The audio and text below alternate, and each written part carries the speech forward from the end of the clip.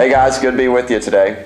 In the Family Minute, we talked about how sometimes we treat our bosses better than our spouses, don't we? He really likes this subject because he is my boss and my spouse. Don't you love it?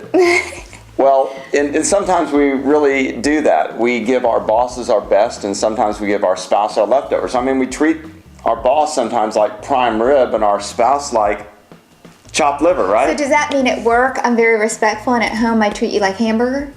Not always. Okay. No, you're pretty good.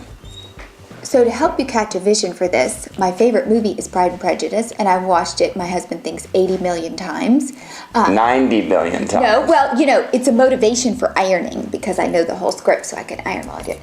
So what if we went back to that day? You'd like, if you've never seen the movie, the spouses call each other Mr. and Mrs. Mr. Bennett, would you like to have tea? And he says, yes. Yes, Miss Bennett, I'd be honored to have tea with you. We know we can't go back to that, but it is a good picture of how a little bit of respect in the home does create a nice atmosphere. Now, we don't have to go back to the times of Pride and Prejudice, but it is important to get back to the basics. Things like when your spouse walks in the door, do you just greet them and say, hey, honey, good to have you home?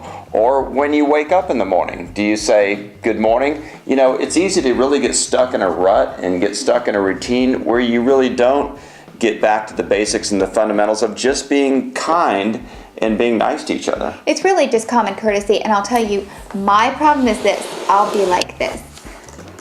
And my kids, Mr. Mac. my children or my husband will walk in the door and I'm like, hey.